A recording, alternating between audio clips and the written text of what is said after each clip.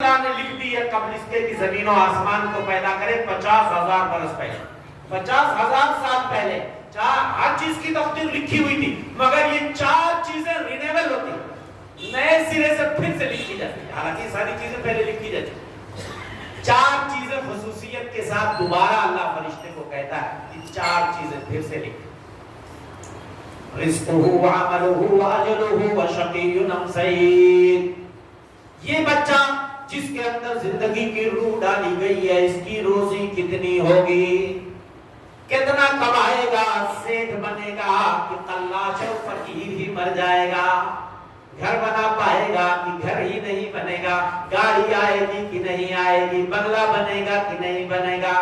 میرے بھائیو اسی لیے کہتا ہوں روزی آنے میں اگر دیر ہو تو جلدی نہ مچایا کرو، یہ بھی تمہاری تقدیر میں لکھا ہے، کب روزی آئے گی تو کب سیٹ بنو گے اور کب تک تمہیں حالات کا سامنا کرنا پڑے گا۔ بس محنت کو جاری رکھو لیکن حرام ذریعے سے مال نہ کماؤ، اس لیے کہ اللہ کے رسول صلی اللہ علیہ وسلم فرماتے ہیں کہ کوئی آدمی مر نہیں سکتا ہے جب تک آخری لقمہ جو اس کی تقدیر میں لکھ دیا گیا، یہ فرشتہ جو پیٹ میں آ کے لکھ دیتا ہے، روزی لکھ دیتا ہے، وہ روزی کا آخری لقمہ جب تک آدمی کے پیٹ میں نہیں جائے گا کسی کی موت نہیں ہو سکتی۔ اگر وہ سمندر کی تہ میں بھی لقمہ ہے، وہ آپ کی روزی ہے تو آپ تک اللہ پہنچا کر رہے گا، آپ تک وہ روزی پہنچ کر رہے گی۔ اور آگے نبی نے فرمایا فَإِنِ اسْتَبْتَعَ رِزْقُ أَحَدِكُمْ فَلَا يَطْلُبَنَّهُ مِنْ مَعْصِيَةِ اللَّهِ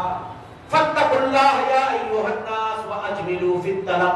اے لوگو اللہ سے ڈرو، اچھے ذریعے سے روزی کماؤ، اجملوا فی الطلب، اچھے ذریعے سے روزی کماؤ، اور اگر کسی کی روزی آنے میں دیر ہو فلا یطلبنہ بمعصیۃ اللہ، اللہ کی نافرمانی کر کے روزی مت کماؤ، ہڑبڑاہٹ میں مت پڑو، جلدی نہ مچاؤ۔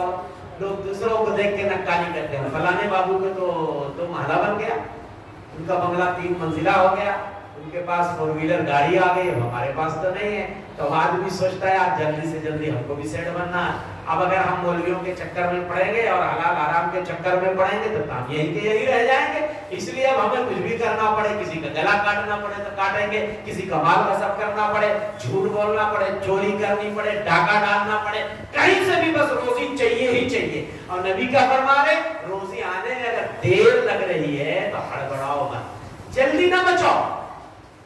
جب یہ لکھا ہے کہ فلاں ٹائم پہ ہی آپ کو سیٹ بننا ہے، وہی ٹائم پہ بنو گے، اسی ٹائم پہ آپ کی مالی حالت سدھرے گی، اس سے پہلے سدھر۔ لیکن اس کا یہ بھی مطلب نہیں کہ آدمی بیٹھا رہے کچھ کرے گی، آپ بھی اپنی محنت جاری رکھے، اللہ سے دعا کرتا رہے حالات سدھر جائیں۔ تو میرے بھائیو اللہ تعالیٰ فرشتے کو بھیجتے ہیں کہ جاؤ اس بندے کی روزی لکھ دو، کتنی روزی ملے گی، کتنی دولت ملے گی، اور یہ بھی ساتھ میں لکھ دو، یہ بھی لکھ دو کہ اس کی عمر کتنی ہوگی، کتنا یہ دنیا میں زندہ رہے گا۔ اور جتنا فرشتہ لکھ دیتا ہے میرے بھائیو، ایک لمحہ ایک سیکنڈ بھی آگے پیچھے نہیں ہو سکتا۔ اور عمل کیسا ہوگا یہ بھی لکھ دو، اور یہ بھی لکھ دو شقی ام سعید، یہ بندہ نیک ہوگا کہ بدبخت ہوگا۔ اس کے بعد اللہ کے رسول صلی اللہ علیہ وسلم فرماتے ہیں کہ آدمی برابر اہل جنت کا عمل کرتا رہتا ہے، یہاں تک کہ اس کے اور جنت کے بیچ میں صرف ایک بالشت کا فاصلہ رہ جاتا ہے، تقدیر سبقت لے جاتی ہے، اور وہ کوئی ایسا کام کر لیتا ہے جس سے جہنم رسید ہو جاتا ہے، جہنمیوں کا کام کر لیتا ہے۔ اب آدمی برابر اہل جہنم کا کام کرتا رہتا ہے، جہنمیوں کا کام کرتا رہتا ہے، یہاں تک کہ اس کے اور جہنم کے بیچ میں صرف ایک بالشت کا فاصلہ رہ جاتا ہے۔ ایسا لگتا ہے اب جہنم میں گرا کہ تب گرا، تقدیر سبقت لے جاتی ہے، اور کوئی ایسا اچھا عمل کر لیتا ہے، ایسا اچھا کام کر لیتا ہے کہ وہ جنت میں چلا جاتا ہے۔ اسی لیے میرے بھائیو آخری وقت کے عمل کا اعتبار ہوگا، انما الاعمال بالخواتیم، اس لیے بڑھاپے میں سترک رہنے کی ضرورت ہے۔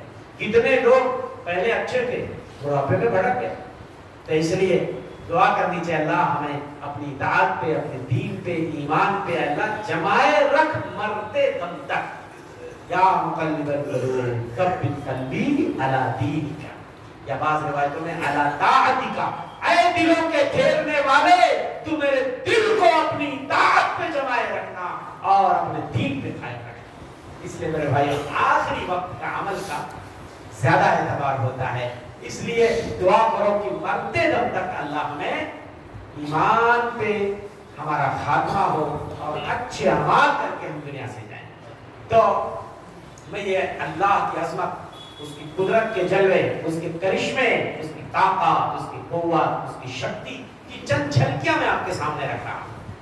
تو آپ نے دیکھا کہ اللہ کی ذات ہے جو شکم مادر میں جیسا چاہتا ہے ویسا بنا دیتا ہے۔ وہ اللہ کی کاریگری، اللہ کی کاریگری، کسی اور کی کاریگری نہیں ہے۔ پھر بھائیو، وہ اللہ کی ذات ہے جس نے آسمان اور زمینوں کو پیدا کیا، جو ہمارے لیے آسمان سے پانی برساتا ہے۔ کیا کرتا ہے؟ اگر اللہ بارش روک لے، بارش برسانا کوئی معمولی کام ہے۔ سائنس ٹیکنالوجی کی دنیا بہت ترقی کر گئی، لیکن اگر کہیں قحط سالی پڑ جاتی ہے تو ہے کسی کے بس میں کہ قحط سالی کو ٹال دے؟ وہ اللہ کی ذات ہے کہ جب زمین کی چھاتی سوکھ جاتی ہے، چرند پرند سب تڑپنے لگتے ہیں، تو اللہ تعالیٰ باران رحمت کو بھیج دیتا ہے اور زمین واپس جو مردہ ہو چکی ہوتی ہے اس کو اللہ ہری بھری کھیتی میں بدل دیتا ہے۔ اسی کو اللہ نے قرآن میں سورہ نمل آپ پڑھیے، آیت نمبر 60، 61، 62، 63، 64، 65 تک پڑھتے چلے جائیے۔ اللہ اکبر، کیا نقشہ کھینچا ہے اللہ۔ امن خلق السماوات والارض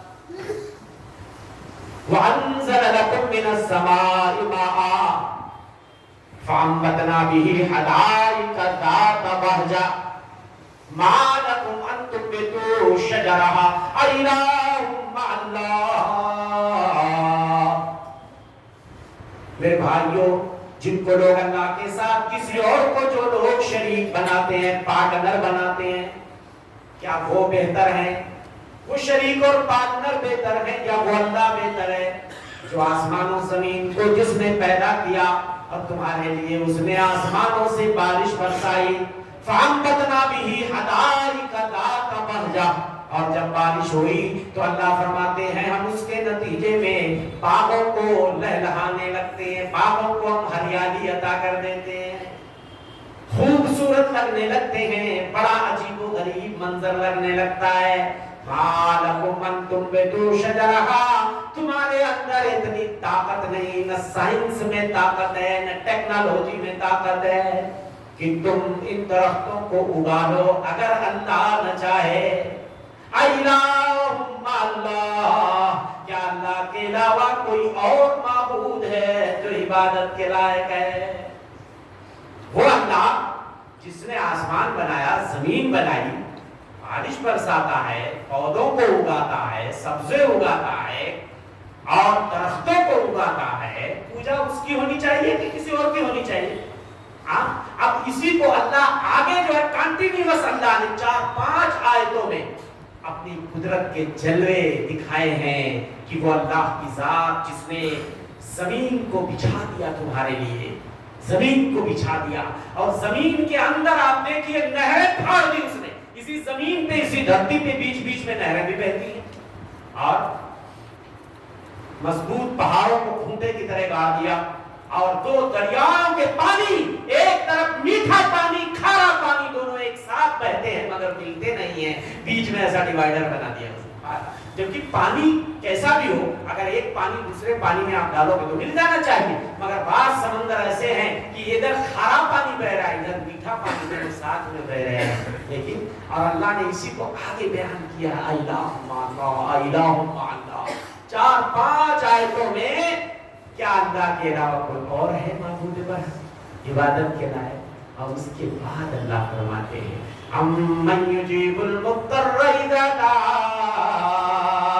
کون ہے جو پریشان حال کی پریشانی کو سن کے فوراً دور کر دیتا ہے اللہ کے علاوہ کوئی جو کسی پریشان حال کی مضطر کی پریشانی کو دور کر دے؟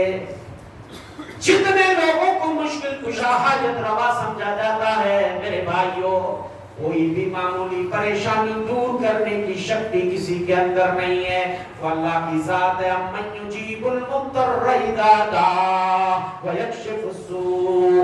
کون ہے جو پریشان حال کی پریشانی کو سنتا ہے فوراً اس کو دور کر دیتا ہے. الہم اللہ, ہے کوئی اللہ کے علاوہ عبادت کے لائق. یہ دلیلیں ہیں کہ جب سارا اسی کا ہے, سکہ اسی کا چلتا ہے, ڈنکا اسی کا بجتا ہے, تو یہ دھاندلی پھر کیا ہے بھائی کہ یہ فلانے صاحب بھی مدد کر دیتے ہیں, ڈھکانے صاحب بھی مدد کر دیتے ہیں, وہ بھی حاجت روا ہیں, وہ بھی مشکل کشا ہیں. ہاں ہمارے یہاں کہتے ہیں کہ پتہ نہیں خواجہ کا سکہ چل رہا ہے. یہ عجیب معاملہ ہے بھائی. جب سارا اللہ نے پیدا کیا, اسی نے بنایا, تو سکہ کس کا چلے گا؟ اسی کا چلے گا نا. یہ اللہ نے میرے بھائی یہ آیت سورہ نمل میں آپ پڑھ لیجئے, آیت نمبر 7, 61, 62, 63, 64, 65. اللہ نے جھجھوڑ کر رکھ دیا ہے. یہ جب میں نے یہ کام کیا, میں نے یہ دیا, میں نے وہ دیا, میں نے یہ بنایا, میں نے یہ بنایا. ہاں الہم اللہ, تو اللہ کے علاوہ ہے کوئی عبادت کے لائق؟ کوئی نہیں. میرے بھائیو وہ اللہ, اس کی عظمت, اس کی شکتی, اس کی بزرگی, اس کی عظمت, اس کی جلالت کی ایک جھلک میں آپ کو دکھاتا ہوں. میرا مولا, میرا پروردگار تو وہ ہے کہ کائنات کا ذرہ ذرہ, کائنات کی ہر چیز اللہ کی پاکی بیان کرتی ہے. وَإِن مِّن شَيْءٍ إِلَّا يُسَبِّحُ بِحَمْدِهِ وَلَٰكِن لَّا تَفْقَهُونَ تَسْبِيحَهُمْ. کائنات کا ذرہ ذرہ اللہ کی پاکی بیان کرتا ہے. ذرہ ذرہ جتنی چیزیں ہیں, چرند پرند, نباتات, جمادات, حیوانات, سب اللہ کی پاکی بیان کرتے ہیں. لیکن اپنی زبانوں میں, تم ان کی زبان نہیں سمجھتے, لیکن وہ اپنی بولی میں, اپنے بھاشے میں, اپنی زبان میں اللہ کی ہائے ہائے. تو میرے بھائیو اپنی زبانوں میں اللہ کی تسبیح کا زمزمہ بلند کرتے ہو سجائے گا. تسبیح کا مطلب سمجھتے ہو؟ تسبیح سبحان اللہ, آپ بول دو یہ بھی تسبیح ہے. ہاں تسبیح کا مطلب ہوتا ہے اسبح کا سبحانہ, اے اللہ ہر عیب سے, ہر نقص سے تیری پاکی بیان کر رہا ہوں. اے اللہ تیرے اندر کوئی کمی نہیں. کمی تو ہم انسانوں میں ہے, تو کامل و مکمل ہے, کسی بھی ناحیے سے تیرے اندر کوئی کمی, کوئی نقص, کوئی عیب ہونے کا سوال ہی پیدا نہیں ہوتا.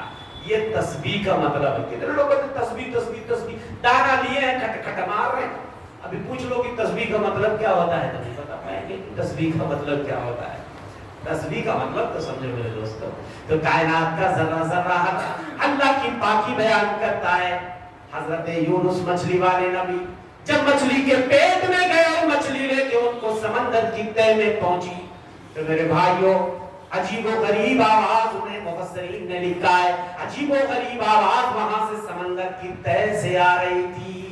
حضرت یونس نے پوچھا کہ اللہ یہ کیسی آواز آ رہی ہے. بتایا گیا سمندر میں جتنی مخلوق ہے, جتنے جانور ہیں, سب اللہ کی پاکی بیان کر رہے ہیں. حضرت یونس نے بھی اللہ کی پاکی مچھلی کے پیٹ میں بیان کرنا شروع کر دیا. فرشتوں نے پوچھا مولا ما ھذا الصوت, یہ کمزور سی آواز کہاں سے آ رہی ہے؟ اللہ نے کہا میرا ایک کمزور بندہ حضرت یونس جو مچھلی کی پیٹ میں چلا گیا ہے, وہاں پہنچ کر کے میری پاکی بیان کر رہا ہے. اور یہی وہ یونس ہیں کہ جب وہ سمندر میں نہیں کودے تھے, مچھلی کے پیٹ میں نہیں گئے تھے, جب آسانیوں میں تھے, تب بھی اللہ کی پاکی بیان کرتے تھے. اللہ نے کہا فلولا انه كان من المسبحين للبث في بطنه الى يوم يبعثون. اگر حضرت یونس مچھلی کے پیٹ میں جانے سے پہلے بھی اللہ کی پاکی نہ بیان کرتے, مشکل میں تو ہر کوئی اللہ کو یاد کر لیتا, مگر حضرت یونس جب آسانی میں تھے تب بھی اللہ کی پاکی بیان کرتے تھے. تو اللہ فرماتے ہیں اگر یہ پہلے سے ہماری تسبیح نہ بیان کرتے تو اسی مچھلی کے پیٹ میں قیامت کے دن تک پڑے رہتے, ہم انہیں نہ نکالتے, اسی مچھلی کے پیٹ میں رہتے.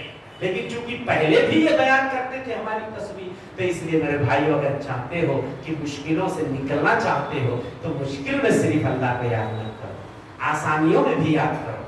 آسانیوں میں، تنگیوں میں بہت سارے لوگ یاد کرتے ہیں، بیماریوں میں بہت سارے لوگ، لیکن صحت مندی کی حالت میں، خوشحالی کی حالت میں کتنے لوگ اپنے مولا کی تسبیح اور پاکی بیان کرتے ہیں، کتنے لوگ اپنے اللہ کا ذکر کرتے ہیں، کتنے لوگ اپنے مولا، اپنے پالنہار کو یاد کرتے ہیں۔ تو ہمارا رب تو وہ ہے کہ کائنات کا ذرہ ذرہ اس کی تسبیح، اور تسبیح ہی نہیں، کائنات کی ہر چیز اللہ کے سامنے سر جھکاتی ہے، سجدہ کرتی ہے۔ أَلَمْ تَرَ أَنَّ اللَّهَ يَسْجُدُ لَهُ مَنْ فِي السَّمَاوَاتِ وَمَنْ فِي الْأَرْضِ، کیا تم نہیں دیکھتے آسمانوں میں جتنی چیزیں ہیں، زمینوں میں جتنی چیزیں ہیں، ساری چیزیں اللہ کے سامنے سجدے کرتی ہیں۔ والشمس والقمر، یہ چاند بھی سجدہ کرتا ہے، سورج بھی سجدہ کرتا ہے، والنجوم والجبال والشجر والدواب، یہ ستارے بھی، یہ سیارے بھی، یہ کہکشائیں، یہ ساری چیزیں اللہ کے سامنے سجدہ کرتی ہیں۔ یہ بلند و بالا پہاڑ جو کھڑے ہوئے ہیں، یہ بھی اللہ کے سامنے سر جھکاتے ہیں۔ والنجوم والجبال والشجر والدواب وكثير من الناس وكثير حق عليه العذاب، بہت سارے انسان بھی اللہ کے سامنے سجدہ کرتے ہیں۔ اچھا دیکھو، جب اللہ نے کہا چاند، سورج، پہاڑ، چرند پرند، یہ سارے سب کے سب سجدہ کرتے ہیں، جب انسان کی بات آئی تو اللہ نے یہ نہیں کہا سارے انسان سجدہ کرتے ہیں، اللہ نے کہا بہت سے کرتے مگر بہت سے نہیں بھی کرتے۔ کتنے بدبخت ہیں انسان کہ ہائے ہائے، چرند پرند، حیوانات، نباتات، جمادات سب اللہ کے سامنے سجدہ کرتے ہیں۔ کتنا بد نصیب ہو انسان کہ جس سے اللہ سجدے کی نعمت چھین لیتا ہے، سجدے کی دولت اللہ اگر چھین لے میرے بھائیوں، وہ ایک سجدہ جسے تو گرا سمجھتا ہے، وہ ایک سجدہ جسے تو گرا سمجھتا ہے، ہزار سجدے سے دیتا ہے آدمی کو نجات۔ گیا ابلیس مارا ایک سجدے کے نہ کرنے سے، گیا ابلیس مارا ایک سجدے کے نہ کرنے سے، ہزاروں سال کر سجدے میں سر مارا تو کیا مارا۔ میرے بھائیوں، اللہ تعالیٰ جن سے یہ نعمت چھین لیتے ہیں، اللہ کے سامنے، اللہ کے حضور جو سجدہ نہیں کرتے، آخرت میں جب اللہ اپنی پنڈلی کھولیں گے، سارے لوگوں کو سجدے کی دعوت دیں گے، تو جو دنیا میں سجدے کرتے تھے وہ دھڑا دھڑ سجدے میں چلے جائیں گے، مگر جو دنیا میں اللہ کے سامنے سجدے میں نہیں گرتے تھے، ان کی پیٹھ تخت ہو جائے گی، سخت ہو جائے گی، وہ اللہ کے سامنے سجدہ نہیں کر سکتے۔ تو اللہ اتنی عظمت، اتنی جلالت والا ہے کہ اس کے سامنے کائنات کی ہر چیز سجدہ ریز ہوتی ہے، اس کے سامنے کائنات کی ہر چیز سجدہ ریز ہوتی ہے، مگر انسان، آئے ہے انسان، بہت سے انسانوں پہ اللہ کا عذاب واجب ہو جاتا ہے۔ اور اس کے بعد اللہ فرماتے ہیں وَمَن يُهِنِ اللَّهُ فَمَا لَهُ مِن مُكْرِمٍ، اور جو جس سے اللہ سجدے کی توفیق چھین لے وہ ذلیل ہو جاتا ہے، اور جس کو اللہ ذلیل کر دے کوئی اس کو عزت نہیں دے سکتا، جسے اللہ ذلیل کر دے اسے کوئی عزت نہیں دے سکتا۔ تو خوش قسمت ہیں وہ لوگ کہ جنہیں موقع ملا ہے کہ وہ اللہ کے حضور سجدے میں گرتے ہیں، اللہ کے حضور سجدے میں گرتے ہیں۔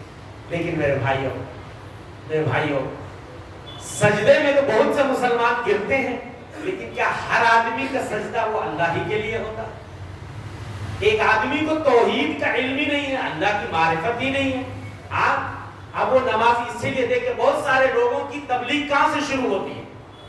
داڑھی، ٹوپی، تسبیح کے دانوں سے تبلیغ شروع ہوتی ہے، لیکن ہماری تبلیغ، یہ انبیاء کی جو تبلیغ ہوتی تھی، توحید سے شروع ہوتی۔ ایک آدمی کو اگر توحید کا پتہ نہ ہو، لاکھ وہ نمازی بن جائے، روزے دار بن جائے، کچھ حاصل ہونے والا نہیں، کچھ حاصل ہونے والا نہیں ہے۔ اگر آدمی کو توحید کا علم نہیں ہے، وہ اللہ کے حضور بھی سجدہ کر رہا، مگر سینوں میں بت بیٹھے ہوئے ہیں، سینوں میں شرک کفر کی خرازتیں ہیں، ایسے سجدوں سے کوئی فائدہ نہیں ہو سکتا ہے۔ میرے بھائیوں، ایک پرندے کو پتہ چل گیا کہ صحیح معنوں میں عبادت کا مستحق و سجدے کا مستحق اللہ ہے، مگر بہت سے انسانوں کو اس کا علم۔ ہدہد نامی پرندہ جب حضرت سلیمان علیہ السلام اپنا لشکر لے کر کے نکلے، اور آپ کو پتا ہے کہ حضرت سلیمان کی حکومت انسانوں پہ بھی تھی، جنات پہ بھی تھی، چرند پرند پہ بھی تھی، سمجھ رہے نا، ہواؤں پہ تھی۔ تو ایک بار جب لشکر لے کے نکلے تو تین بٹالین، انسانوں کی بٹالین الگ، جنات کی بٹالین الگ، پرندوں کی بٹالین الگ، وہ اوپر رہتے تھے پرندے آسمانوں میں، ان کے سروں پہ ایسا چلتے بٹالین، اور انسانوں کا لشکر الگ، جنات کا لشکر الگ۔ کیسا منظر ذرا سوچیے آپ۔ ہاں ہمارے یہاں بھی 3 بٹالین ہوتی ہے، ایک بری، ایک بحری اور ایک فضائی، مگر سب انسان ہوتے ہیں۔ دنیا میں سارے کیا ہوتے؟ فوجی انسانی ہوتے ہیں نا، چاہے وہ بری ہو، زمینی فوج ہو، یا فضائی ہو، یا سمندر کی ہو، ہاں بری، بحری اور فضائی۔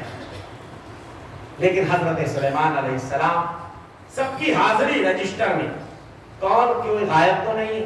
پتہ چلا ہدہد نامی پرندہ بغیر پرمیشن کے غائب ہو گیا، تو حضرت سلیمان غصے میں آ گئے، کہنے لگے آج تو ہدہد کی خیر نہیں ہے، آج اگر کوئی دلیل لے کر واضح نہیں آیا تو میں اس کو ذبح کر دوں گا بغیر پرمیشن کے۔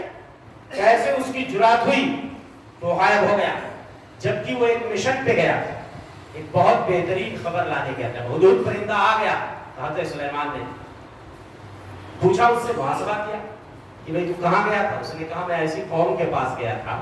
آیا کتنی بدبخت ہے وہ قوم، انہیں اپنے اللہ کی پہچان نہیں ہو سکی، ایک پرندے کا دل رو رہا ہے، کہتا ہے میں نے ایسی قوم کو پایا کہ وہ لوگ اللہ کو چھوڑ کے سورج کے سامنے سجدہ کرتے ہیں۔ آیا اور اس کے بعد جو نقشہ اللہ نے کھینچا ہے، اللہ یسجدوا للہ الذی یخرج الخبا فی السماوات والارض۔ 3 دلیلیں ہدہد نے دی اس پرندے نے کہ وہی اللہ عبادت کے لائق ہے، وہی سجدے کا مستحق ہے، اس کے علاوہ کسی کے سامنے سجدہ نہیں کیا جا سکتا۔ پہلی دلیل جو ہدہد نے پیش کی، ذرا دیکھیے، یہ لوگ وہ قوم جس کو میں نے پایا کہ وہ سورج کے سامنے سجدہ کر رہے ہیں، اللہ یسجدوا للہ الذی یخرج الخبا فی السماوات والارض، یہ لوگ اس اللہ کے سامنے سجدے کیوں نہیں کرتے جو آسمانوں میں زمینوں کی چھپی ہوئی چیزوں کو باہر لے آتا ہے۔ آسمانوں میں جو چیزیں چھپی ہیں اور زمینوں کی تہوں میں جو چیزیں چھپی ہیں، اس کو جو باہر لانے کی شکتی رکھتا ہے، عبادت صرف اسی کی ہو سکتی ہے، بندگی اسی کی ہوگی۔ اور جس کے اندر یہ شکتی نہیں ہے کہ وہ آسمان کی چھپی ہوئی چیز کو لے آئے، یا آسمان کے بھید کو جان لے، یا زمین کی تہوں میں کہاں کہاں گیس ہے، کہاں کہاں تیل ہے، کہاں کہاں پیتل ہے، کہاں تانبا ہے، کہاں سونا ہے، کہاں چاندی ہے، کہاں پیٹرول ہے، کہاں ڈیزل ہے، سب زمین سے نکلتا ہے۔ جن کو لوگ دنیا میں حاجت روا مشکل کشا سمجھتے ہیں، کوئی بتا دے کہ بھیا کہاں زمین میں پیٹرول چھپا ہے اور کہاں پہ پیتل ہے، کہاں سونا ہے، کہاں چاندی ہے، تو ہم مان لیتے ہیں۔ تو ہدہد نے پہلی دلیل یہ پیش کی کہ یہ لوگ اس اللہ کے سامنے سجدہ کیوں نہیں کرتے جو آسمانوں کی چھپی ہوئی چیز، زمینوں کی چھپی ہوئی چیز کو باہر لے آتا ہے، اور جو یہ نہ جان پائے آسمانوں میں کیا چیز چھپی ہے۔ آسمانوں میں نہ جانے کتنے سیارے ستارے ایسے ہیں آج تک وہ ظاہر ہی نہیں ہوئے ہیں، آج تک دنیا کی نگاہوں سے اوجھل ہیں، مگر اللہ جانتا ہے۔ بارش بھی چھپی ہوئی چیز ہے جس کو اللہ نکال کے رکھا ہے، اور زمین میں کیا کیا چیزیں چھپی ہیں وہ ابھی آپ نے سنا، نہ جانے کتنے ذخائر ہیں، کتنے دھات ہیں، کتنے پدارتھ ہیں، وہ سب زمین کی تہوں میں چھپے ہوئے ہیں۔ تو یہ پہلی دلیل کہ جو آسمان و زمین کی چھپی ہوئی چیز کو نہ بتا پائے وہ عبادت کے لائق، سجدے کے مستحق نہیں ہو سکتا۔ دوسری دلیل اس نے کیا ہے، وَيَعْلَمُ مَا تُخْفُونَ وَمَا تُعْلِنُونَ، یہ لوگ اس اللہ کے سامنے سجدہ کیوں نہیں کرتے جو یہ بھی جانتا ہے تم کیا چھپاتے ہو اور کیا ظاہر کرتے ہو۔ اور اسی کو اللہ نے دوسری جگہ فرمایا، یعلم خائنۃ الاعین وما تخفی الصدور، وہ اللہ تو وہ ہے نگاہوں کی خیانت بھی جانتا ہے، آنکھوں سے جو آپ خیانت کرتے ہو، اشارے کرتے ہو، وہ بھی اللہ جانتا، سینوں میں کیا چھپا ہے بھید وہ بھی، اور جو سینوں میں چھپے ہوئے بھید کو نہ بتا پائے وہ عبادت کے لائق نہیں۔ تو سارے کے سارے تو اللہ ہی کے در کے فقیر ہیں نا، یا ایھا الناس انتم الفقراء الی اللہ، وہ لوگوں تم سارے کے سارے لوگ اللہ کے در کے فقیر ہو، جو کچھ تمہیں ملا ہے اسی اللہ سے ملا ہے۔ پھر تم اس زمین پہ چودراہٹ کیوں دکھاتے ہو؟ اس زمین پہ تم اپنا سکہ چلانے کی کوشش کیوں کرتے ہو؟ کیوں لوگوں کو بھگا بنا رہے ہو بھائی؟ ہاں کیوں لوگوں کو بیوقوف بنایا جا رہا ہے توحید سے برگشتہ کر کے؟ ہاں جس چیز پہ اللہ کا ادھیکار ہے، اللہ کی جو چیز پوری ملکیت ہے، ہاں عبادت پہ پورا کا پورا اختیار اس کا ہے، اس میں ذرہ برابر بھی بندے نے اگر غیر اللہ کو شریک کر دیا تو اس کے سارے اعمال۔ تو یہ جو لوگ سجدے کرتے ہیں انہیں توحید کا پتہ نہیں، شرک کا پتہ نہیں، شرک کی غلاظتیں سینوں میں بھری ہوئی ہیں، تو بتائیے ایسا سجدہ کوئی فائدہ دے گا؟ نہیں۔ میں جو سر بسجدہ ہوا کبھی تو زمین سے آنے لگی صدا، میں جو سر بسجدہ ہوا کبھی تو زمین سے آنے لگی صدا، تیرا دل تو ہے صنم آشنا، تجھے کیا ملے گا نماز میں؟ تو یہ جو بت بیٹھے ہوئے ہیں سینوں میں، انہیں پہلے نکالنا پڑے گا، تب سجدہ قبول ہوگا اور تب ہماری عبادت ہے۔ تو تیسری دلیل جو ہدہد پرندے نے دی، اللہ لا الہ الا هو رب العرش العظیم۔ اچھا یہ بھی ذرا دیکھیے، یہ بھی کمال کی بات ہے، مفسرین نے ایک نکتہ بتایا ہے، یہ جو ہدہد پرندہ ہوتا ہے نا، یہ روزی جو حاصل کرتا ہے درختوں کی چھال میں اندر جو کیڑے چھپے ہوتے ہیں نا، ہائے ہائے میرا مولا ان پرندوں کے لیے اس کو باہر کر دیتا ہے۔ اسی لیے اس نے جو دلیل دی کہ وہ اللہ جو آسمان زمین میں کہاں کیا چھپا ہے اس کو باہر لانے کی شکتی رکھتا ہے، ہائے ہائے کیونکہ یہ پرندہ جو غذا کھاتا ہے، ریت میں جو کیڑے مکوڑے چھپے ہوتے ہیں نا، اللہ اس کے لیے باہر کر دیتا ہے۔ تو اس نے اپنے دماغ سے یہ فیصلہ کیا کہ جو اللہ ہمارے لیے غذا کو باہر کر دیتا ہے، جو درختوں کی چھال میں کیڑے چھپے ہوتے ہیں یا ریت کے اندر جو کیڑے چھپے ہوتے ہیں، اللہ ان کو باہر کر دیتا ہے۔ اس لیے اس نے یہ دلیل دی۔ اور تیسری دلیل جو اس نے دی، اللہ وہ ہے، عبادت کا مستحق وہ ہے جس کے علاوہ کوئی معبود برحق نہیں، وہ رب العرش العظیم، بہت بڑے عرش کا مالک ہے رب۔ چونکہ جو ملکہ سبا بلقیس جہاں پہ یہ گیا تھا، جو وہاں کی ملکہ کی جو رانی تھی نا قوم سبا کی، جو لوگ سورج کو پوجتے تھے، اس کا اسٹیج جو جس پہ وہ بیٹھتی تھی براجمان ہوتی، بہت بڑا اسٹیج تھا، بہت بڑا۔ اور عربی زبان میں اسٹیج کو عرش کہا جاتا ہے۔ کیا کہا جاتا ہے؟ عرش۔ تو اس پرندے نے کہا یہ اپنے اسٹیج پہ پھولتی ہے اور بغاوت کرتی ہے کہ اس کا اسٹیج بہت ہیرے جواہرات سے جڑا ہوا تھا، اس کا اسٹیج ہاں اتنا عالیشان اسٹیج۔ ارے تیرا اسٹیج کیا ہے؟ وہ اللہ عبادت کے لائق تو وہ اللہ ہے جو عرش عظیم کا رب ہے۔ اور میرے بھائیو، دنیا میں سب سے بڑی مخلوق اگر کوئی ہے، سب سے عظیم مخلوق اگر کوئی ہے تو وہ اللہ کا عرش ہے۔ کرسی کا جب یہ عالم ہے، عرش کے نیچے جہاں اللہ کے پیر کی جگہ ہے اس کو کرسی کہا جاتا ہے۔ آیت الکرسی جو قرآن کی سب سے عظیم آیت آپ پڑھتے ہو، وسع کرسیہ السماوات والارض، وہ اللہ، ارے اللہ کون ہے جس کی کرسی آسمان اور زمین سے بھی کشادہ ہے، گھیرے ہوئی ہے۔ تو جب کرسی کا یہ عالم ہے، اسٹیج نہیں، نیچے جو پیر کی جگہ ہے کرسی، وہ آسمانوں زمینوں سے بڑی ہے، تو اسٹیج کتنا بڑا ہوگا؟ کوئی دماغ لگاؤ ذرا۔ تو اس اتنے بڑے عرش کا مالک کون ہے؟ ہمارا پروردگار۔ تو عبادت کس کی ہوگی؟ اس بڑے عرش والے۔ تیرا عرش کیا ہے؟ تیرا اسٹیج کیا ہے؟ ہدہد پرندے سے اس نے، ہدہد پرندے نے، ذرا دیکھو پرندے کو اللہ نے اتنا دماغ دے دیا کہ وہ سمجھ گیا، کہ بولتا ہے کہ یہ اپنے اسٹیج کو اتراتی ہے، وہ میرا پروردگار، اس کا عرش دیکھو۔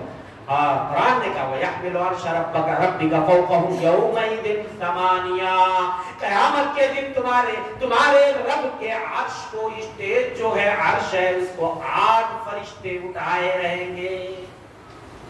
اور 8 فرشتے، بعض مفسرین نے کہا، بعض مفسرین نے کہا 8 صف، 8 کا لفظ صرف آیا. اب یہ نہیں پتا وہ 8 کی گنتی مراد ہے یا 8 صف. اب وہ 8 صف میں کتنے فرشتے ہوں گے؟ چلو مان لیتے ہیں 8 ہی فرشتے ہوں گے، 8 صف نہیں 8 فرشتے. تو آپ کہیں گے کہ اتنے بڑے عرش کو 8 فرشتے کیسے ہوئے؟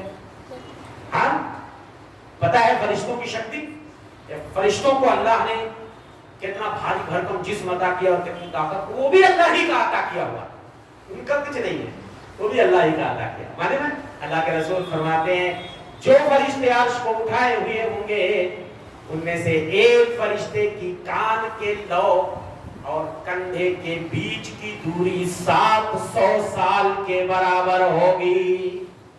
کان کے لو اور کندھے کے بیچ میں کتنا فاصلہ ہوگا؟ 700 سال تک چلتا ہوا مسافر چلا جائے اور جہاں پہنچے گا اتنا لمبائی ناپ لو، تب ان کا جسم کتنا بڑا ہوگا.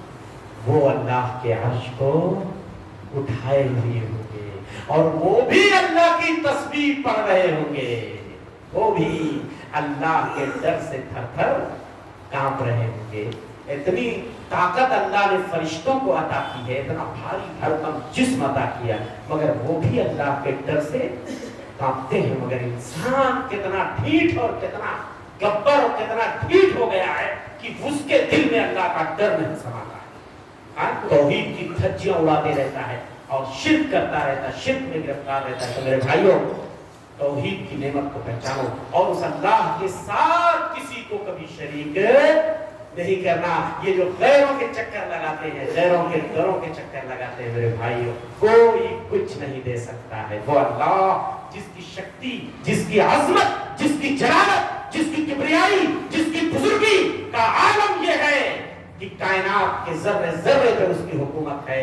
میرے بھائیوں عبادت کا تنہا مستحق وہی ہے، کوئی طرح. لیکن افسوس کے ساتھ کہنا پڑتا ہے کہ آج اکثریت مسلمانوں کی اکثریت شرک میں گرفتار ہے.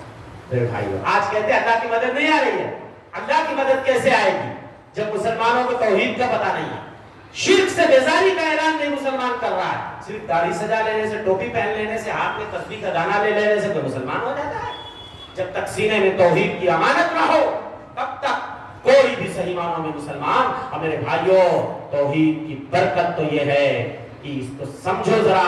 اگر دنیا سے جاتے ہوئے اگر کسی کی زبان پہ یہ کلمہ جاری ہو گیا، من کان آخر کلامہ من الدنیا لا الہ الا اللہ دخل الجنہ، دنیا سے جاتے ہوئے اگر کسی کی زبان پہ لا الہ الا اللہ جاری ہو جائے تو وہ بندہ جنت میں چلا جائے گا.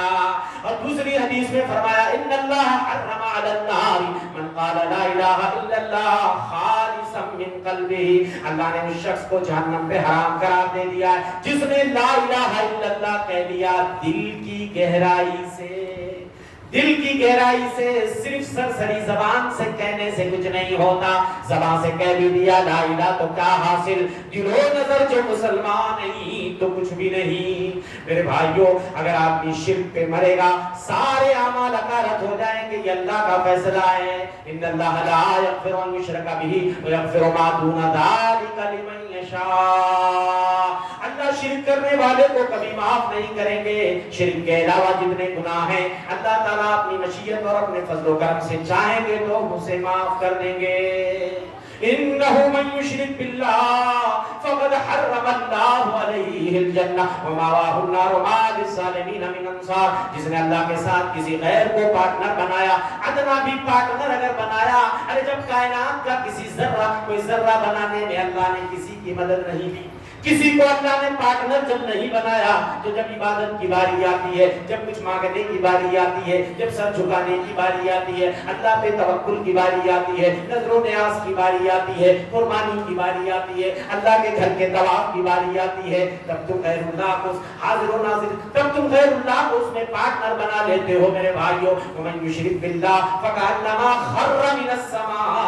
اللہ فرماتے ہیں جو اللہ کے ساتھ کسی کو شریک کرے گا اس کی مثال ایسے ہے کوئی گر رہا ہو فتخطفه الطير وهو تهوي به الريح في مكان سحيق، ایسا لگتا ہے کوئی آدمی آسمان سے ٹپک رہا ہے، گر رہا ہے، اور اسے پرندے آسمان میں اچک لے رہے ہیں، یا ہوائیں اسے اٹھا کر کے نہ جانے کہیں دور دراز پھینک دیں۔ یہ مثال ہے شرک کرنے والے کی۔ تو میرے بھائیو، اللہ نے توحید کا ہم سب بھائیوں سے وعدہ لیا۔ ازل میں جب ہم حضرت آدم کی پیٹھ میں تھے، اللہ نے آدم کی پیٹھ پہ ہاتھ لگایا، سارے بندوں کو نکال کے اپنے سامنے کھڑا کر لیا، اور ازل میں ایک وعدہ دیا تھا، وَإِذْ أَخَذَ رَبُّكَ مِنْ بَنِي آدَمَ مِنْ ظُهُورِهِمْ ذُرِّيَّتَهُمْ وَأَشْهَدَهُمْ عَلَىٰ أَنفُسِهِمْ أَلَسْتُ بِرَبِّكُمْ قَالُوا بَلَىٰ۔ جب تمہارے رب نے آدم کی پشت سے ان کی ذریت کو نکالا اور ان کی جانوں پہ ان کو گواہ بنا کے پوچھا، لستو بربکم، وہ لوگوں بتاؤ کیا میں تمہارا پالنہار نہیں ہوں؟ تم سب نے وعدہ کیا تھا، بلا، ہاں اللہ کیوں نہیں، تو ہی ہمارا پالنہار ہے، تو ہی عبادت کے لائق ہے۔ اللہ نے بہت سارے وعدے کر کے انسانوں کو دنیا میں بھیجا، اللہ نے انسانوں کی تکریم فرمائی، اللہ نے کہا انسانوں دیکھو تمہیں دنیا میں بھیج رہے ہیں، ہم تمہیں عزت عطا کریں گے، عزت سے بٹھا کے دسترخوان پہ کھلائیں گے۔ دنیا میں جتنی مخلوق ہے سب روزی پہ جھکتی ہے، سب روزی پہ جھکتی ہے، انسان کو اللہ عزت سے بٹھا کے کھلاتا ہے نوالا، بقیہ سارے لوگ منہ جھکا کے، سر جھکا کے، منہ سے چاٹ کے کھاتے ہیں، مگر اللہ انسان کو عزت عطا کرتا ہے۔ اللہ نے فرمایا اے انسانوں سنو، یہ کلیاں مہکیں گی تمہارے لیے، یہ گلشن یہ کوئی کبریاں گائیں گی تمہارے لیے، کلیاں چٹکیں گی تمہارے لیے، ہوائیں چلیں گی تمہارے لیے، چاند سورج کو مسخر کروں گا تمہارے لیے، ندیاں بل کھائیں گی تمہارے لیے، دریا موزجن ہوں گے تمہارے لیے، سمندر متلاطم ہوں گے تمہارے لیے، مگر ایک بات بتاؤ کہ تم عبادت کس کی کرو گے؟ تو تم سب نے کہا تھا اللہ تیری، مگر یہ کیا ہو گیا؟ کیا ہو گیا؟ وعدہ ہم بھول گئے۔ کہیں نخل مرقد کے چھاؤں میں سجدے، کہیں نخل مرقد کے چھاؤں میں سجدے، کہیں مرنے والوں کے پاؤں میں سجدے، اشاروں میں سجدے، نگاہوں میں سجدے، یہاں اور وہاں خانقاہوں میں سجدے، مزاروں پہ جاتے ہو پہرے سے فارش، جو خود سو چکے کیا سنیں گے گزارش، جو کروٹ بدلنا نہیں جانتے ہیں انہیں آپ مشکل کشا مانتے ہیں۔ میرے بھائیو، اپنے رب کی عظمت کو پہچانو، اس کی جلالت، اس کی طاقت، اس کی قوت، اس کی کبریائی، اس کی بزرگی، اور اس کا خوف اپنے دلوں میں پیدا کرو، اور توحید سے اپنے دلوں کو آشنا کرو، شرک سے بیزاری کا اعلان کرو، اس کے بعد دیکھو اللہ کی نصرت، اللہ کی مدد کیسے آتی ہے، اور یہ ساری عبادتیں بھی ہماری کسی شرط پہ میرے بھائیوں قبول ہوں گی جب ہم صحیح معنوں میں توحید کے شہدائی بنیں گے، توحید کے متوالے بنیں گے۔ اس لیے یہ میں نے توحید کا تھوڑا سا نغمہ آپ کو سنایا ہے، تھوڑی سی جو میں نے اللہ کی عظمت کی تو ایک بہت معمولی جھلک میں نے دکھائی ہے۔ یہ اتنا تو یہ لمبا اتنا موضوع ہے کہ کوئی اس کا حق ادا ہی نہیں کر سکتا ہے۔